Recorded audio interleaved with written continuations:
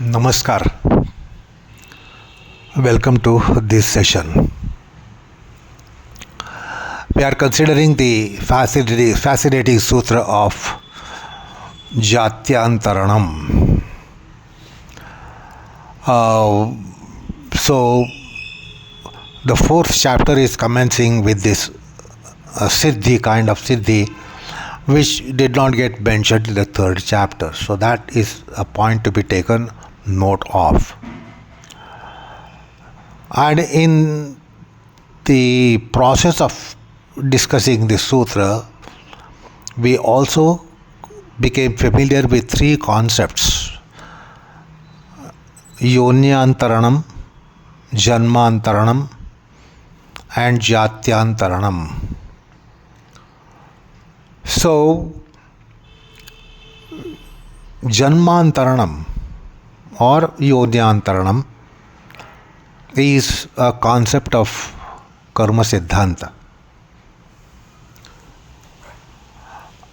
And with that reference, we are going to discuss certain things today.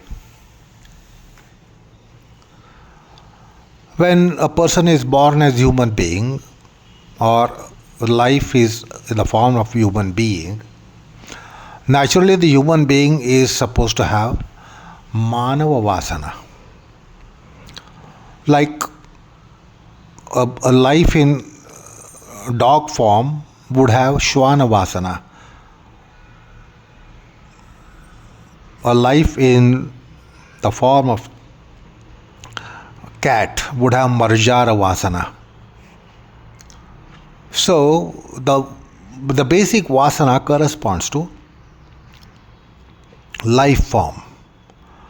Gau vasana, Vyagra vasana, Simha vasana, Manav vasana, Gardhava vasana. So life form and the basic vasana, there is a correspondence. So when the life form is human form, manavakar, manava janma, it can be argued that the life form must have manava vasana. There is no point in having human form with sarpa vasana or shwana vasana or barjara vasana or ashwa vasana or vyagra vasana.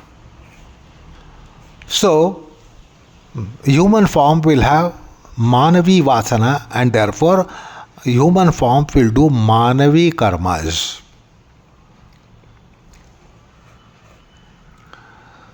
So, and therefore, if human being is performing karmas with manavi vasana, the human being should again get manava janma. If the vasanas are manavi vasana, human vasanas, human beings should remanifest in human form. But karma siddhanta doesn't endorse with this. Because basically manava yoni is karma yoni. So manava yoni is a condition from where we can go to lower yonis or upper yonis, and possibly we will continue in manava yoni. So all the three probabilities are there when the birth is in human form. So you will understand that we are discussing something of karma siddhanta with reference to janmantaranam or yonyantaranam that came our way while we were discussing this sutra. So it is not necessary that life in human form will do only human karmas. Generally that will be the case, but not necessarily that always human life form will have human vasanas. And therefore from human life form one can ascend to subhuman life forms such as birds, animals, plants, creatures, or can ascend to celestial forms, Daivi Yoni, Daivi Janmantaranam, and can perhaps go to higher planes than human planes. So the point to be noted, the Marjara, the cat will be always cattish. The dog will be always doggish. The bird will be always birdish. The snake will be always snakish. The cobra will be always cobraish. But that is not the case of human being. It is not mandatory that human life form will only perform Manavi karmas, Manavi vasana and Manavi karmas will be there. Or perhaps will perform Manavi karmas, but the Manavi karmas will entail either descendants or ascendants in Janmantaranam. And that is why this is called Karma Yoni.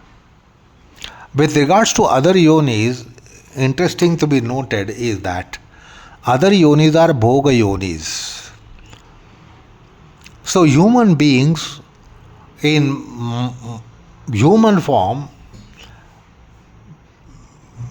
perform certain karmas which are qualifiers for life to go down to subhuman plane or go up to superhuman planes. So it is said that if you come across a cattle, a cow, or any animal, any bird, it should be understood that they were in human form earlier, and because of their deeds, they have become bugs, mosquitoes, worms, creatures, animals. So they have become.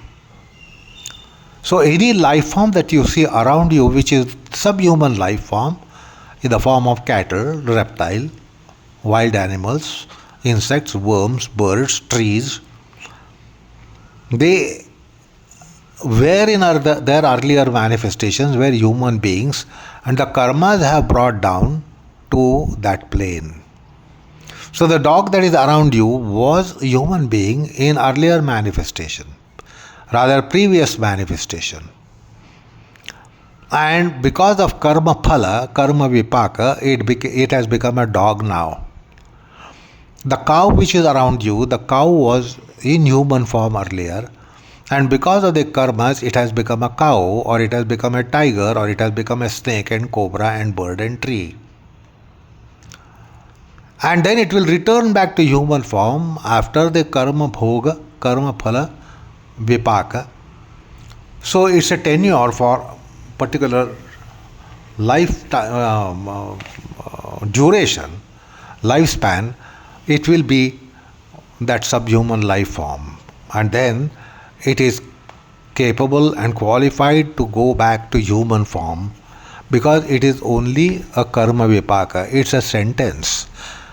It's a punitive cause why something has become cat or dog or animal or a snake or bird or tree. It's a punitive action. And then after exhausting that sentence or completing the karma phala, it's going to return back to human form to again perform karmas in karma yoni.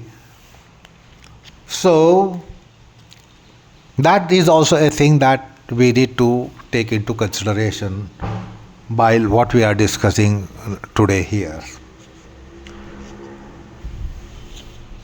And therefore we come across that a horse around doesn't have dog vasana. A dog around doesn't have eagle vasana. Eagle around doesn't have a tiger vasana. A tiger around doesn't have bug vasana or mosquito vasana. Therefore it is called bhoga yoni. It has come there as a bhoga. as karma vipaka. And when that is endured, it will return back to human form to perform again new karmas. So, that is also a point to be noted incidentally.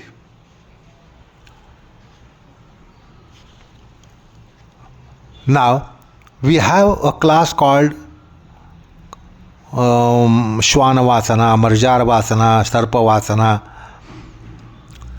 With regards to human being, it's a range we are given. We are given a range. And we will be conducting ourselves within that range.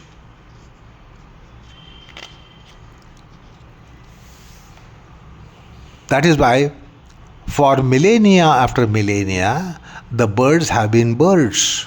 A sparrow has been sparrow. Generation after generation after generation of sparrows, it has been sparrow. So is the case of dogs and horse and cattle and animals. Generation after generation after generation, they have been what they were a millennia back.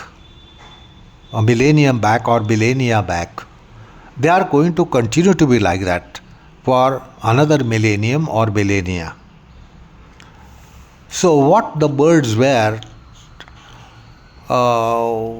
some thousands of years ago are the same today.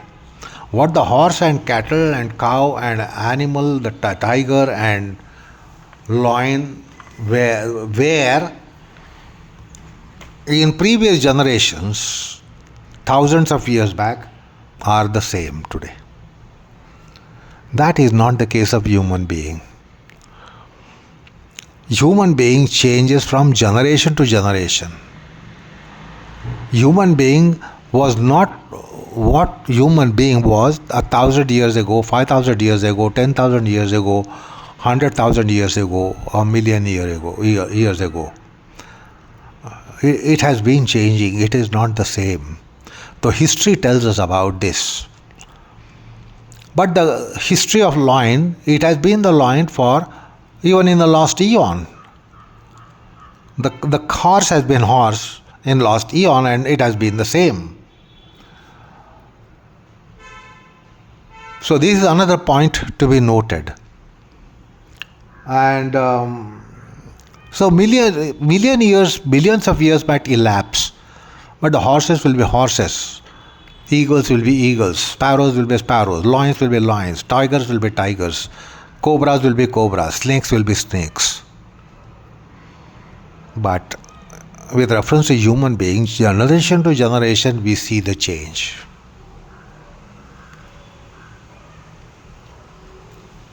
And human being is given a free will, being karma yodi. And then we are given a range to operate. So within that range, we can be in the bottom rung of it or in the top rung of it. And therefore, we are not helplessly, haplessly human beings.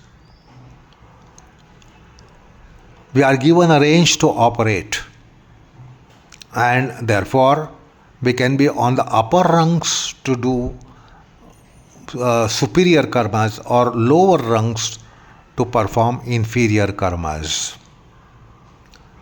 Incidentally, let me tell you that there are very rare cases that subhumans also, it's a very, very exceptional case, that a dog is not a dog. So this will be a very exceptional case. A cow will not be a cow. Cat will not be a cat.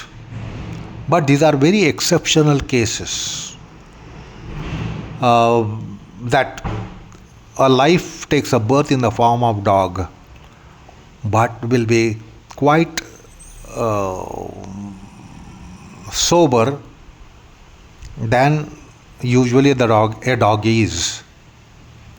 So these are rare cases because we human beings perform such karmas, so we get the dog class of birth, but we are not dogs. We take birth of a snake class and we are not snakes. But this is very exceptional case, it happens. So in rare cases, exceptional cases, we'll see that an elephant, say for instance, if I may say so, elephant which is in a shrine elephant is not as elephantish as any other elephant found in the wild forest. Alligator in a pond around a shrine will not be as alligatorish as the alligator is or a crocodile is in any other water body. Sometimes the dog is not as much a dog. It is because it is in a vicinity of some shrine, etc., and therefore it is quite a sober dog. So these are rare cases. So sometimes the trees, life manifests in the form of trees, but that tree manifests in a vicinity of a shrine or inside the temple complex, and therefore it is worshipped. The same class of tree can be in a graveyard. Nobody goes there and doesn't worship the tree there. It will be in Smashana Bhumi. So that the tree in a temple yard will be worshipped. The same tree on the street is not worshipped, or the same tree in a forest is not worshipped. The same tree in a graveyard is not worshipped. So there are certain exceptional cases which also we should take note of. So suppose human form has performed not human level of karmas, but little lower level of karmas, or perhaps little higher levels of karmas than human karmas. Maybe human life will manifest as a tree or as a temple animal, a temple cow, temple animal, and will not be as animalistic as you find that animal outside. So it's a shrine dog, a shrine cow, a shrine elephant, a shrine crocodile. Therefore, as an information, I can tell you that there is a crocodile in a shrine of South India which is not as ferocious as any other crocodile would be. So it doesn't hurt, attack the devotees who take a dip as a holy bath in the pond there. So these are very exceptional cases because they have not performed very wicked karmas. So they have not performed wicked karmas to become a cobra of cobra-ish tendencies, but they take birth as cobra with little higher tendencies than cobra. So is the case of elephant, so is the case of dogs, so is the case of the tree, the plant, etc. So that is also a point to be taken note of. So human being will perform karmas which don't qualify him to become human being, but in subhuman form, take a birth in subhuman form, but perhaps be better than human being. And this is something that is a matter of fact, a reality. So the dog will be better than human being in a shrine. It is always in the shrine. It stays in shrine. It moves in the shrine area, but then it can be better than human being. So these are all exceptional cases because of karmas which one does in karma yoni, the human form. Um,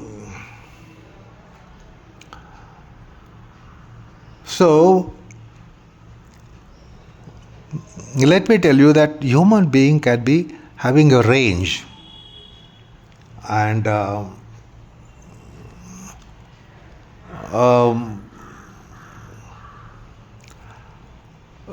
say a story of Vishwamitra and Vasishtha, which comes in Puranas, and there we come across even Vishwamitra declared in Srimad Ramayanam, Dhik balam kshatriya balam brahma tejo balam balam. So when he sees the cow in Vasisthashram, the Kamadhenu, he aspires to possess it. However, he cannot possess it. So it looks like a cow, it appears like a cow, but that was not a cow. It was Kamadhenu. And since Vishwamitra did not have such a cow, which Vasishtha had, which was Kamadhenu, he ended up in declaring Dhik balam kshatriya balam brahma tejo balam balam. And later he performed tapas, Vishwamitra, and he ascended from the plane of Rajarshi to ultimately become Brahmarshi. So certain incidental points which appeared in my mind, I just related those to them, you. Now, Vaidikas have a Siddhanta. Bhagavad Gita, Lord himself declares, Chaturvarne maya srushtam gunakarm vibhagashaha. So the Chaturvarnyas, you can now understand the human range. Human form is not just human form, it can be having Brahma Vritti, Kshatra Vritti, Vaishya Vritti, Shudra Vritti. It is all because of the Guna Karma. So the Jati is not decided by birth, the Jati is decided by Guna Karma. So now, Guna Karmas can tell you that somebody can be on a higher plane of human form and somebody can be in a lower plane of human form. So point is, human vasana, Manavi vasana is given a range.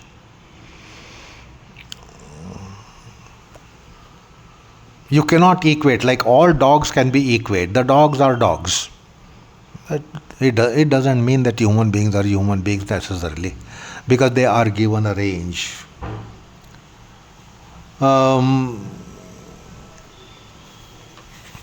So that is also a point to be noted. And if we look around in our nature, certain things are very natural things.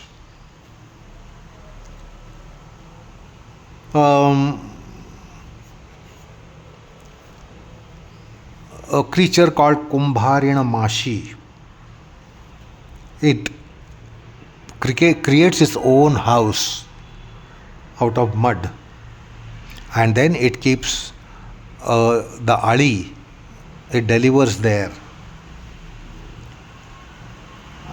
and then it becomes Kumbharina Mashi, a fly, potter's fly. It is called. It can be called as potterman's or potter's fly.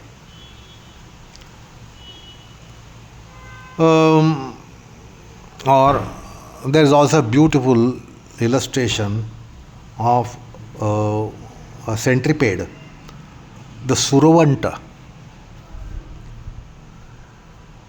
It can, in its life form itself, can become a bird, a butterfly, and fly away.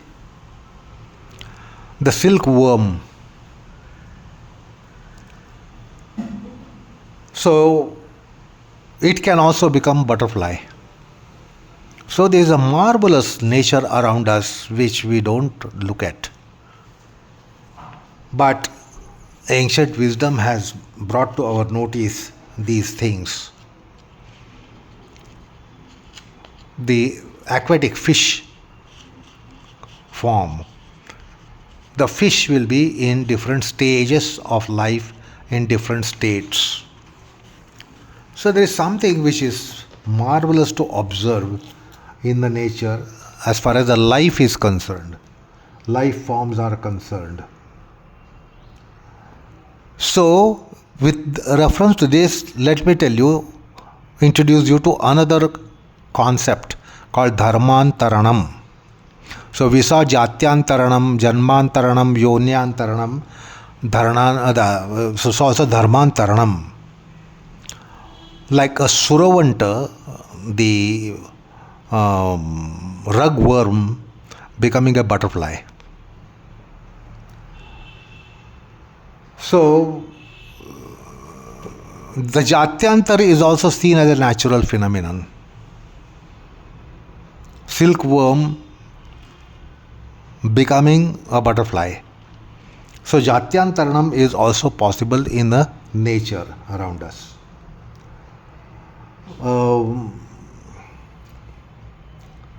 So that's another point to be taken note of. So we had considered in the third chapter the paranamas, dharma paranam, lakshana paranam, avastha paranama.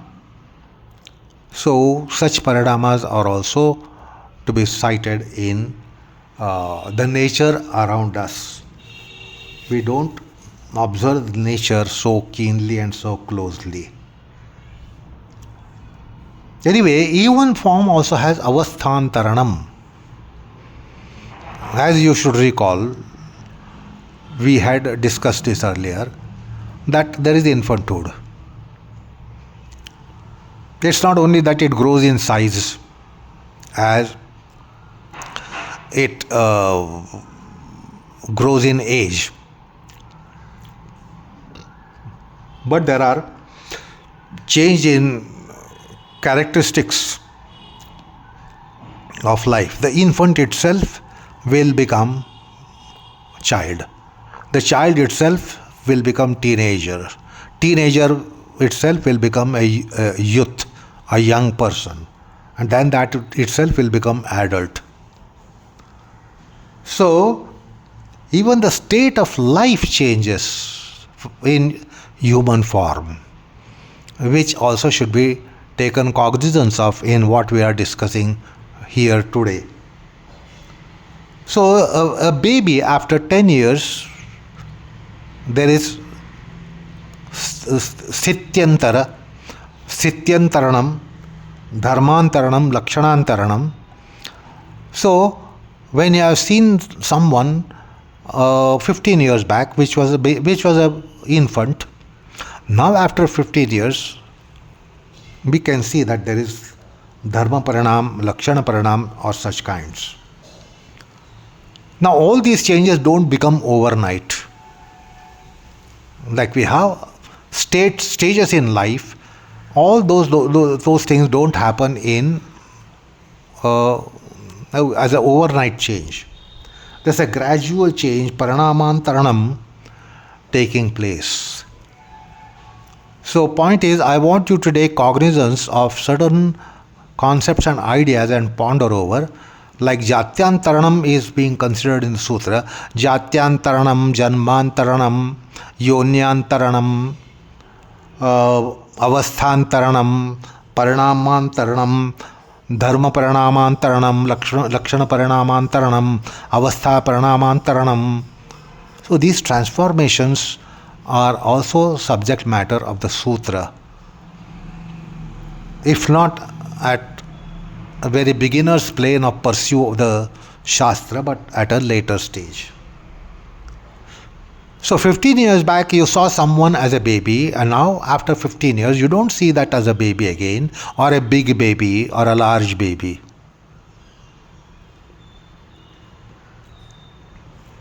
So the stages of life would be changing in matter of some years, and then 10, 20, 15 years. If you are seeing someone after 15 years, perhaps he is in different stage of life. And that is quite a stark difference and change or transformation. So, all these transformations must also be considered which take place in our lifetime. So, this is the marvelous way in which Prakriti works. The infant which was in cradle now has become a youth, handling a baby in his own hands.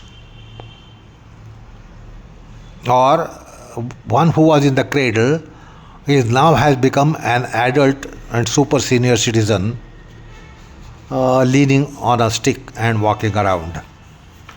So these are all avasthantaranas, which is also a point to be considered, and how it happens even in one life form. So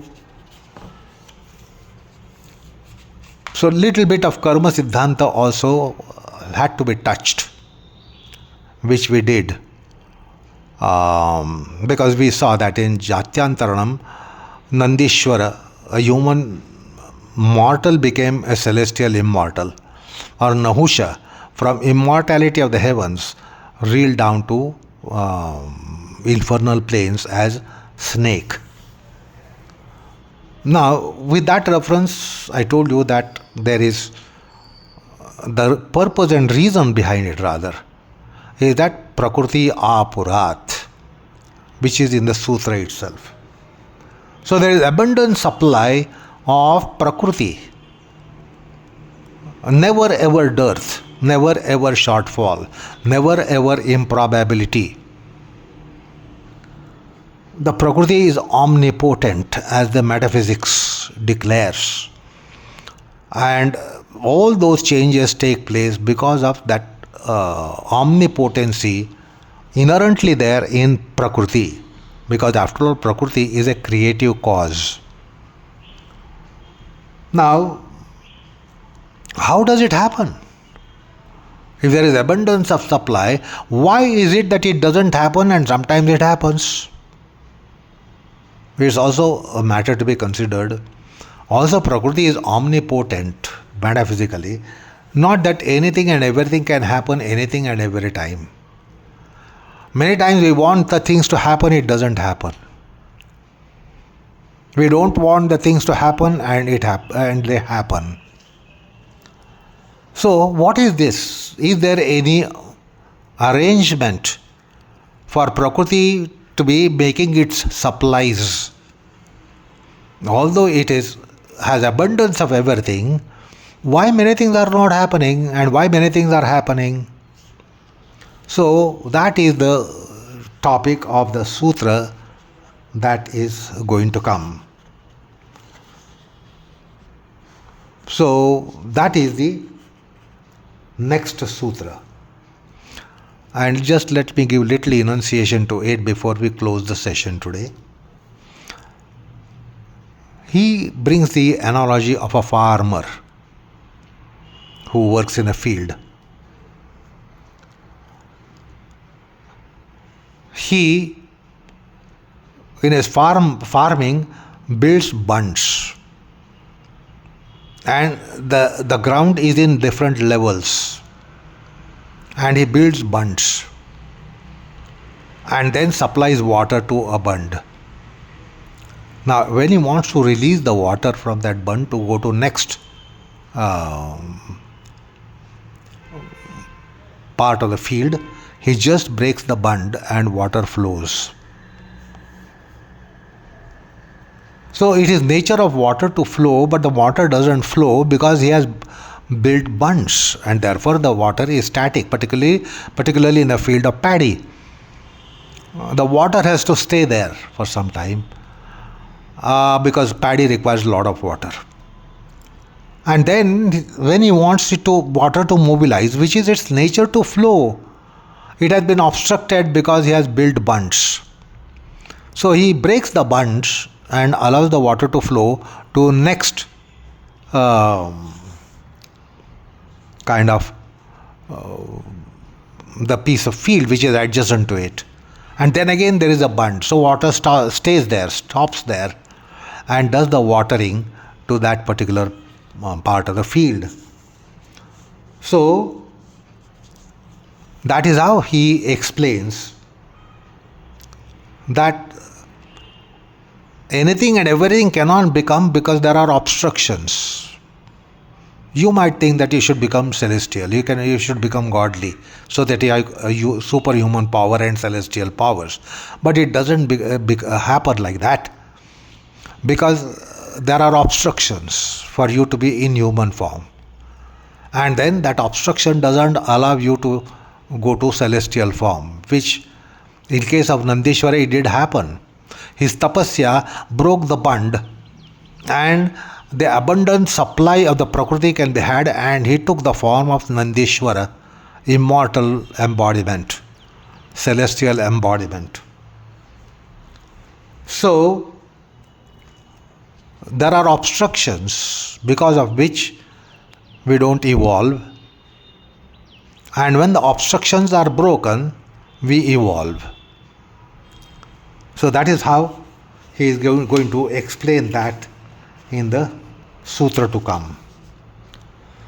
So this is the topic of the next sutra, which we are going to commence in our next session. The point is, when the Prakriti has abundant of power, why the things don't happen anytime and every time and all the time? No, it cannot happen. And therefore there is a beautiful sutra, Nimittam aprayojakam prakrutinam varanabhedastu tataha kshetrikavat. Kshetrika, the farmer. So a beautiful analogy has been given to explain this. If there is abundant supply or abundance of supply in Prakriti, why is it that the things don't happen? Although we might expect those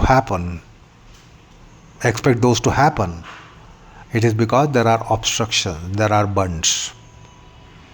And therefore a beautiful analogy comes in the third sutra of the text, which will be topic for us to discuss in our next session. So enough for the time being. Namaskar all of you.